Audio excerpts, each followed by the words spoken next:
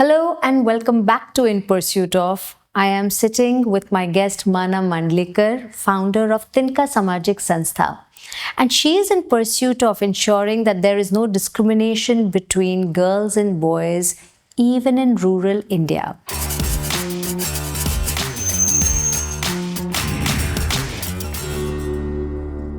So Mana, मैं सबसे पहले जानना चाहती हूँ कि आपने ये कैसे शुरू किया? आपकी ज़िंदगी में कुछ हुआ है जिसके कारण आपने ये शुरू किया? मेरे साथ बहुत सारी चीज़ें हुई है। तिनका स्टार्ट करने का जो मेरा एम था वो कुछ इस तरीके से था कि जैसे जेंडर डिस्क्रिमिनेशन की हम बात करते हैं तो मेरे साथ बचपन में बहुत डिस्क्रिमिनेशन होता था। लाइक हमारे यहाँ पे 5 बहनें हैं हम और 2 भाई हैं, तो पेरेंट्स को हमेशा लड़का चाहिए था और मैं लड़की थी, तो मेरा नाम भी मना ही है कि बस इसके आगे और लड़की नहीं चाहिए।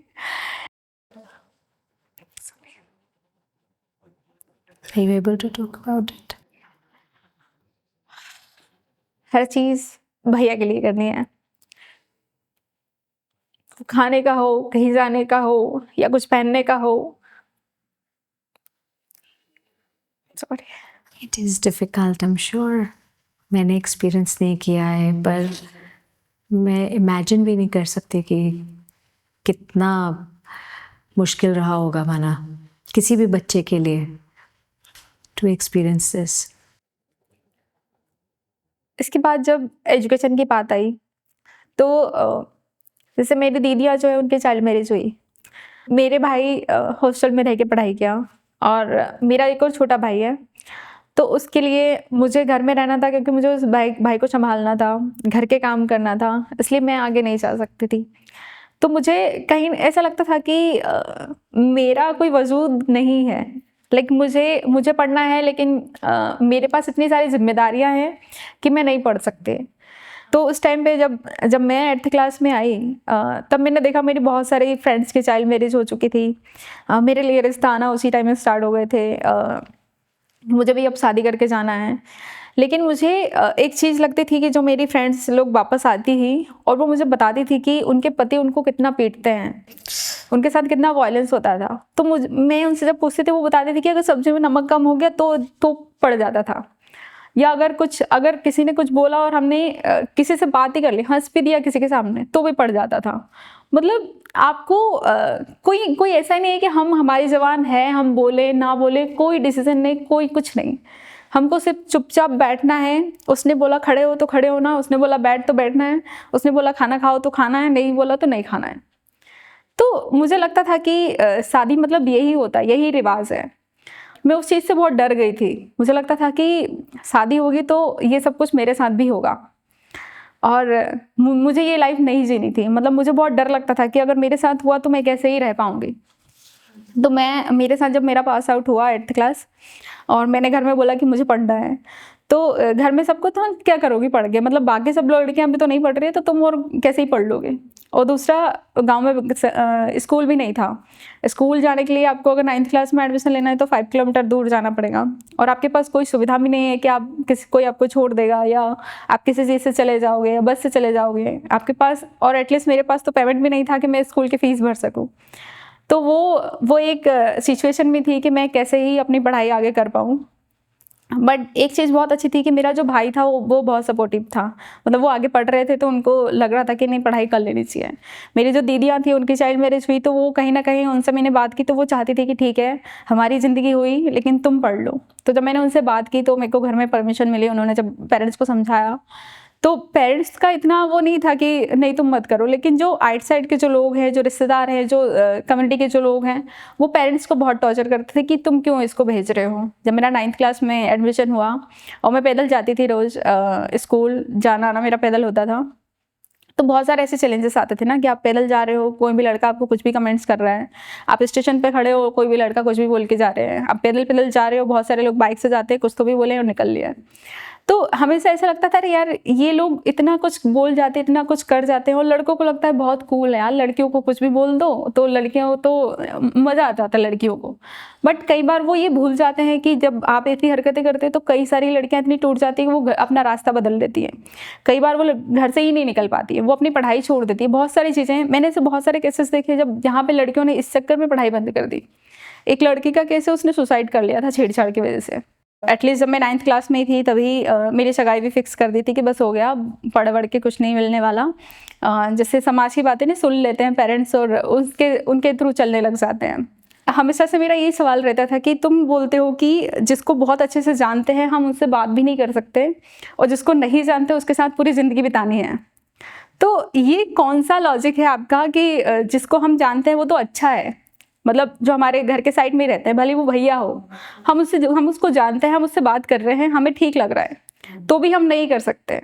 और उस बंदे को जिसको आपने एक नज़र देखा और आपने बोल दिया कि इसके साथ पूरी ज़िंदगी निभानी है, जीवन बिताना है, तो ये तो कोई लॉजिक नहीं है और मैं कैसे ही कर पाऊंगी। बट घर में कोई सुनने वाला तो था नहीं उस टाइम पे, क्योंकि डिसीजन पेरेंट्स के होते हैं, और अगर एक बार उन्होंने फिक्स कर दी तो उनको लगता है कि अब हमारी इज्जत ख़राब हो जाएगी। लेकिन जब मैं स्कूल जाती 9th क्लास में ही, तब मेरी तबीयत बहुत ख़राब हो जाती, क्योंकि मैं उस टाइम पे डिप्रेशन में चली गई थी। मेरा हमेशा, मैं जाती स्कूल में और बेहोश हो जाती, बहुत ज़्यादा वैसे होने लग गया था। स्कूल वाले टीचर कभी हॉस्पिटल लेके जाते, कभी घर छोड़ने आते, तो कहीं ना कहीं टीचर्स को भी लगा कि ऐसा ये स्कूल आती है और इसकी तबीयत क्यों ख़राब हो जाती है। उन्होंने घर पे बताया कि इसको डॉक्टर को दिखा दो, किसी अच्छे डॉक्टर को दिखा दो, क्योंकि ये इसकी तबीयत रोज़ ख़राब हो जाती है और बाकी बच्चे भी डिस्टर्ब होते हैं फिर। तो फिर उन्होंने डॉक्टर को दिखाया, डॉक्टर ने भी पेरेंट्स को ये बोला कि इसको किसी चीज़ से टेंशन है, अगर आपने इसका नहीं किया तो ये मर भी सकती है। और मैंने पेरेंट्स को बता दिया था कि अगर मेरी शादी करेंगे तो मैं मर जाऊँगी, क्योंकि मैं ये वायलेंस वाली लाइफ नहीं जी सकते। तो पेरेंट्स को भी उस टाइम पे जब डॉक्टर ने बोला, टीचर्स ने बोला, तो उनको भी लगा कि नहीं यार सही है, अगर ये मर गई तो फिर भी हमारी इज्जत खराब हो गई। फाइनली उस टाइम पे मेरे को फिर पढ़ने की परमिशन मिली कि हाँ, मैंने उनको बोल दिया मैं जीऊँगी अपनी मर्जी से, मैं गुलामी वाली ज़िंदगी नहीं जी सकती। जिस तरह से शादी के बाद जो वायलेंस हो रहा है, या शादी से पहले भी हो रहा है ना, घरेलू हिंसा तो घर में पहले ही होती थी, मतलब ये सहन करने के बाद मैं किसी और के घर जाऊँ और उसके साथ भी मुझे और उससे भी बदतर ज़िंदगी जीना पड़े, तो वो ज़िंदगी तो नहीं जीना है। जब मैं 12th क्लास पास आउट किया, फर्स्ट डिवीज़न पास हुई थी, तो थोड़ा इजी हो गया मेरे लिए समझाना कि हाँ मैं कुछ कर सकती हूँ, मैं पढ़ सकती हूँ। क्योंकि अधिकतर लड़कियाँ 9th क्लास तक तो चली जाती हैं, पर 9th में फेल हो जाती हैं और फिर वो घर में बैठ जाती, फिर उनको कोई वो नहीं पूछता। तो उसके बाद एक परमिशन लेने में थोड़ी कम मेरे को वो लगा था कि मेहनत नहीं लगी। मैंने जब पापा मेरे को बोला कि मेरे को आगे और पढ़ना है, तो उसे उन्होंने बोल दिया कि ठीक है पढ़ लो। लेकिन प्रॉब्लम ये था कि अभी मेरे फाइनेंशियल कंडीशन मेरी इतनी ठीक नहीं थी कि मैं कॉलेज की फ़ीस भर पाऊँ या मैं कॉलेज जा भी पाऊँ एटलीस्ट, क्योंकि कॉलेज मेरे गांव से 15 किलोमीटर दूर था। मैं ऐसा कर रही थी कि मैंने पापा को बोला कि ठीक है आप मेरा खर्चा मैं कर लूँगी, जैसे तैसे जो भी होगा वो मैं कर लूँगी, आपको सिर्फ परमिशन देना कि मैं चले जाऊँ बस। जब मैं कॉलेज में अपनी क्लासेस दे रही थी, क्लासेस के लिए जा रही थी, तब एक टीचर थे जो ऐसे ट्रैक सूट पहन के आए थे। तो मुझे बहुत अजीब सा लगा था, क्योंकि हमारे यहाँ तो सिखाया जाता है दुपट्टा डाल के जाना है, सलीके से तैयार होके जाना है, पूरा कुर्ता पहन के जाना है, सलवार कुर्ता, और वो सी चीज़ें पहन के जानी है। तो मैंने जस्ट ऐसे ही कमेंट्स कर दिया था कि कैसे कैसे कपड़े पहन के लोग आ जाते हैं, ये कैसे कपड़े हैं, क्योंकि मैंने फर्स्ट टाइम देखा था कि ऐसे भी होता है। मेरी जो फ्रेंड थी उसने मुझे बताया कि तुमने जिनको बोला है वो कराटे टीचर है यहाँ की और वो कराटे सिखाती है। मतलब मैं बहुत शॉकिंग थी कि यहाँ पे भी कराटे होता है। कराटे तो मैंने मूवी में ही देखा था, इतना पास मुझे टिमरनी में कॉलेज में कराटे मिल जाएगा ये तो मैंने कभी सोचा भी नहीं था। मैंने हमेशा से अपने टीचर्स की बहुत रिस्पेक्ट की है, कभी उनके बारे में कभी पीछे से भी कुछ ना बोलना, उस तरह से बहुत किया है। तो जब मैंने उनके साथ ऐसा बिहेव किया तो मुझे बहुत गिल्टी फील हुआ कि यार मैंने अपनी टीचर को ऐसे कैसे बोल दिया। मैं गई, फिर उनसे मिली, उनको सॉरी भी बोला, फिर उनको बोला कि मुझे भी सीखना है। तो मैंने सोचा कि नॉर्मल ऐसे ही सिखाते होंगे, वो जो जिगर में सिखाते हैं वैसे तो नहीं सिखाते होंगे एटलीस्ट। तो जब मैंने देखा वो मैम का स्ट्रेचिंग खुल रहा है या ऐसे किक चला रही है लड़कों की तरह या वैसे, तो मैं एकदम शॉक्ड थी कि लड़के अभी ऐसे कर सकते हैं इतना कुछ। फिर मैंने उनसे क्लासेस लेना स्टार्ट किया, बट वहाँ पे लिमिटेड ही होता है ना कि आपको आधे घंटे का क्लासेस है, उतना ही सीखना है। फिर उसके बाद आप अपना पढ़ाई करो और अपने घर जाओ। तो मुझे लग रहा था कि मैं कैसे ही सीख पाऊँगी और आगे कैसे सीखूँगी। तब फिर मैम ने मुझे कहा कि यहाँ पे एक सर हैं, रितेश तिवारी सर, जो पिछले 20 सालों से ऐसे फ्री ऑफ कॉस्ट कराते सिखाते हैं। मैं सर से मिली तो जब वो गुड टच बैड टच का सेशन ले रहे थे, तो मैं फिर से शॉकिंग कि इतना ये भी कैसे हो सकता है कि हमारे घर में तो बोला जाता था कि ये सब चीज़ों को किसी को नहीं बताना है, और यहाँ पे ये बोल रहे हैं कि सबको जाके बताओ। या वो खुद बता रहे हैं कि ये बैड टच होता है, ये गुड टच होता है, ऐसे आपको बोलना है, ऐसे नो करना है।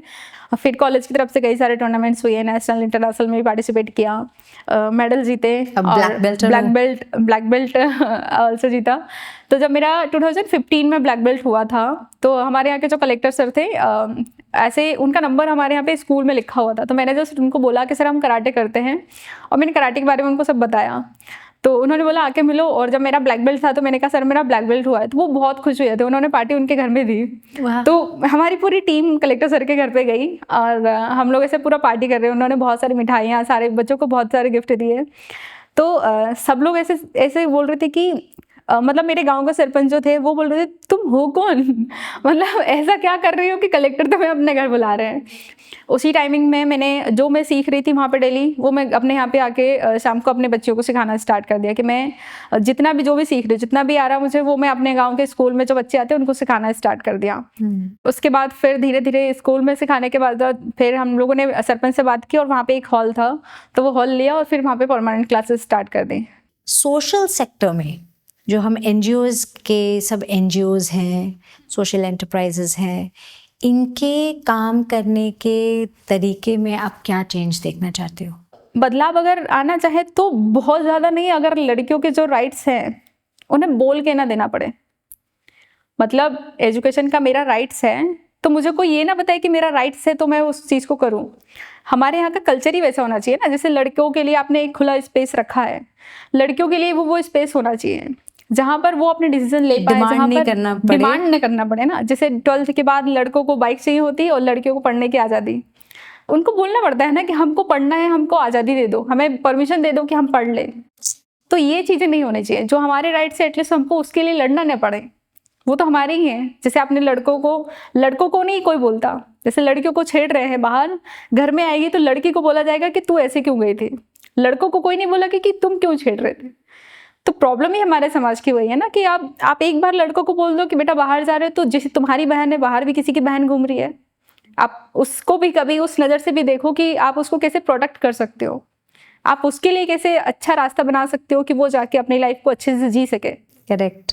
हम बहुत खुश हैं कि आप हमारे शो पर आएंगे। Thank you so much. Thank you so much. Keep watching In Pursuit of for more stories of entrepreneurs just like Manas.